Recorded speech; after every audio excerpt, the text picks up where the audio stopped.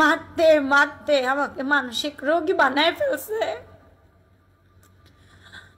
এমন মারা মারতো, বিছানা থেকে লাথাইতে আমাকে নিচে ফেলায় দিছে। আমি শুধু আল্লাহরে বলতাম, আল্লাহ আমারে ধৈর্য দাও, আল্লাহ আমারে রাস্তা দেখাও, আল্লাহ আমারে রাস্তা দেখাও, পরিবেশ স্বাভাবিক হোক, পরিবেশ স্বাভাবিক হোক। দেশের অবস্থা ভালো না, পরিবেশ স্বাভাবিক হোক। আমি কোথায় গেলে বিচার পাবো?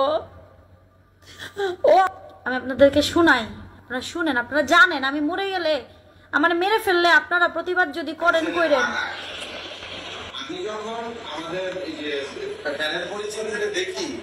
এখন নানান ভাবে নানান চক্র করে মা ভিডিওটা কই আছে। হ্যাঁ আমি আপনাদেরকে শুনাই, আপনারা শুনেন, আপনারা জানেন আমি মরে গেলে আমার মেরে ফেললে আপনারা প্রতিবাদ যদি করেন কইরেন। আমি যখন আমাদের এই যে চ্যানেল পরিচয় দেখি বসারে আমি দেখলাম যে ওর ইয়ার আমার ইংরেজি সবাই জানে আসলে আপনি তখন মানুষ আমি এটা দেখার পর আমি ওটা বললাম যে অসহায় আমি দিয়ে দেব আপনারা জানেন। হ্যাঁ আমি শুনছেন প্যানেল পরিচিতির প্রোগ্রামে আমাকে দেখছে, দেখে সে বিয়ের প্রস্তাব দিছে, তাও কার কাছে নায়িকা রত্নাপার কাছে। রত্নাপা তখন হাত ছাড়া দিছে এবং রত্নাপা এটাও বলছে আপনার মতো লোকের বর্ষা বিয়ে করবে। হ্যাঁ কিন্তু এখন প্রশ্ন হলো রাসেল মিয়ার সঙ্গে বর্ষা চৌধুরীর পরিচয়টা কি? তাদের কাহিনীটা আসলে কি? তাহলে শুনে আসি। আমি আমাদের শিল্পী সমিতির ইলেকশনের দিন প্রথম দিন আমি তো বর্ষাকে কখনো দেখি নাই। আমি নির্বাচনের দিন করে আমি তো সবার দায়িত্ব নিয়ে থাকি, যেমন আসছেন বসেন কি খাবেন আমি নিজেই কফি এনে দিই, চা এনে দিই, মানে ওয়াটারের মতো। হঠাৎ করে আমি বর্ষাকে দেখি, দেখার পরে আমার পাশে আমার মন রত্না করবে। আমি তখন দেখার পর আমার যদি মানে হঠাৎ করে আমার ধাক্কা লাগলো, মানে আমি এর হাতটা ধরে আমি গেমে বিয়ে করতে চাই। রত্নাপু বলতেছে জান আপনি মজা করেন, আমি নাসির। পরে দেখলাম যে রত্নাপু এটা কোনো গুরুত্ব দিল না। পরে আমি এই প্রথম আমার জীবনের প্রথম আমি ওনার ফেসবুকে এটা দিই, আমি বললাম যে দেখেন আপনি ফেসবুকে আমাকে দিবেন, আপনারা স্ক্রিন রেকর্ড করে রাখেন, দিলে হবে না। আমি যদি মরে না যাই আমার যদি না থাকে আর আমার লাইভ যদি ডিলিট না মানে প্লিজ যদি হ্যাক না করে রাস্তাতে কথা বলতে বলতে পরে এই তো আজকের দিন অলমোস্ট। আচ্ছা তারপরে সে যে আরেকটা ইন্টারভিউতে কি বলছে দেখেন, বিয়ে এবং বাচ্চা এগুলো আমি আস্তে আস্তে পরে জানি। তারপরেও পোশাক সুন্দর আচরণ ভালো ব্যবহার আমাকে মুগ্ধ করে একটা পর্যায়ে আমি প্রথমে আমি কিন্তু না করছিলাম যে না আমি এটা করবো না। পরবর্তীতে আমার প্রতি বর্ষার ভালোবাসা এবং আমার প্রতি বর্ষার ভালোবাসা, হ্যাঁ এই যে কথাটা বলছে, এই পৃথিবীর যারা মোবাইল ইউজ করে কে আছে যে জানে না আমার দুটো সন্তান আছে? কে আছে জানে না যে আমার স্বামী মারা গেছে? কে জানে না? আগের ভিডিওটা ডিলিট করানো হয়েছে আমাকে দিয়ে। লাইভটা তোমরা রেকর্ড করে রাখো, আজকের লাইভটা আমার মেরে ফেলবে, ড্যাম শিওর আমাকে মেরে ফেলবে। সে কি কি ছবি, সে যেই ছবিগুলো দিছে সেই ছবিগুলো হচ্ছে বিভিন্ন গানের অনুষ্ঠানে, আজকে থেকে ধরো 10 বছর আগের গানের অনুষ্ঠানে, বিভিন্ন প্রোগ্রামে যখন নাকি আমি যেতাম সেখানে সাংবাদিকদের সাথে ছবি, নর্মালি ফুল দিতেছি ছবি, দাঁড়ায় আছে ছবি, সেই সব ছবি দিয়ে সে আমাকে হুমকি দিচ্ছে জাতির কাছে সেগুলো করবি। আচ্ছা ঠিক আছে, ওকে সংসার করব, আমি সংসারও করব, আমি আমার ভাইয়ের সাথেও যোগাযোগ করব না, আমি আমার দাদার সাথেও যোগাযোগ করব না, আমি কারোর সাথে কোনো কিছু যোগাযোগ করব না, তারই সাথে আমি সংসারও চালাবো, আমি উপার্জনও করব, আমি তার পছন্দের জিনিস আমার ক্রেডিট কার্ড ডেবিট কার্ড দিয়ে গিয়ে আড়ং থেকে লারিফ থেকে কিনে দিব। যে পাঞ্জাবিটা কালো পাঞ্জাবিটা পরে সে ইন্টারভিউ দিছে সেইটাও ওই ইন্টারভিউ দেওয়ার 2 দিন আগে গিয়ে আমি কিনে নিয়ে আসছি। তার পছন্দের ইলিশ মাছ তার টেবিলে থাকতে হবে, তার পছন্দের লাউ প্রতিদিন তার টেবিলে থাকতে হবে, তার টেবিলে থাকতে হবে তার পছন্দের লাউ, তার ইলিশ মাছ প্রতিদিন খাদ্য তালিকায়। আমি আমার হেল্পিং হ্যান্ডের ছাড়া আমি কোনোদিন কিচেনেও যাইনি।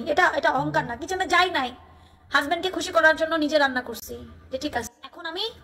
এখন ইনসিকিউর, কারণ দেশের পরিস্থিতি ভালো না। সে আমাকে কি বলে হুমকি দেয় দেখবেন।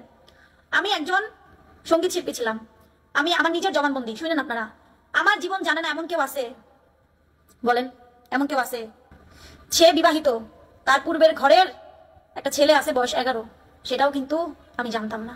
আমি তবুও মেনে নিছি যে ঠিক আছে আমার 2টা বাচ্চা আছে, আমার 2টা বাচ্চার বাবা হইতে পারলে আমি না হয় ওর বাচ্চার মা হইলাম। সে আমাকে উঠতে বসতে কথা বলতে যখন তখন তোরে ছেড়ে দিলাম, তোরে ভালো লাগে না, তোরে এই লাগে না, তোরে সেই লাগে না, প্রতিটা এভিডেন্স আছে, আমি সব দিব। তার শুধু মানে তার আমার যারা নাকি তার সাথে খারাপ ব্যবহার করে, আমার বাসার হেল্পিং হ্যান্ড তার সাথে খারাপ ব্যবহার করে, আমি আওয়ামী লীগ করি, ও শিবির করে, ও আমাকে মাইরা ফেলবে, ও আমার বিল্ডিং এর গার্ডদেরকে হুমকি দেয় মাইরা ফেলবে। এত সোজা? আমি মেয়ে সারাটা জীবন কাজকর্ম করে আমার বাবা আমার মা আমার 2টা বাচ্চা উপার্জন করে করে করে করে আজকে এখানে। সারা জীবন মেয়েদের আমি ইন্সপায়ার করে গেছি, আমি সাহস দিছি, আমি অসহায়ের মতো চিৎকার করে দুমড়ে কাঁদছি। মারতে মারতে আমাকে মানসিক রোগী বানায় ফেলছে। এমন মারা মারতো, বিছানা থেকে লাথাইতে আমাকে নিচে ফেলায় দিছে। আমি শুধু আল্লাহরে বলতাম, আল্লাহ আমারে ধৈর্য দাও, আল্লাহ আমারে রাস্তা দেখাও, আল্লাহ আমারে রাস্তা দেখাও। পরিবেশ স্বাভাবিক হোক, পরিবেশ স্বাভাবিক হোক। দেশের অবস্থা ভালো না, পরিবেশ স্বাভাবিক হোক। আমি কোথায় গেলে বিচার পাবো?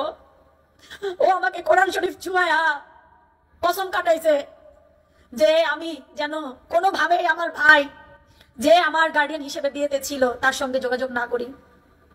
আপু ওই অডিওটা মিথ্যে বলছি, কারণ ওই অডিওটা আমাকে মিথ্যে বলতে বাধ্য করছে। আপনার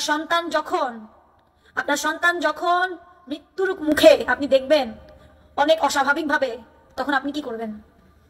যখন দেখবেন জীবনের হুমকি, তখন আপনি কি করবেন? আগে তো সেফটি সিকিউরিটি ফার্স্ট। আমি তো একা না, আমি তো একা বিয়ে করি নাই। সে আরেকটা ইন্টারভিউতে গিয়ে বসছে, এই যে বলতেছি আপনারা লিখছেন আমার ভাই কই, আমার ভাইয়ের সাথে যেন আমি যোগাযোগ না করি। পবিত্র কোরআন শরীফ ধরায়া আমারে শপথ করাইছে আমি যেন আমার ভাইয়ের সাথে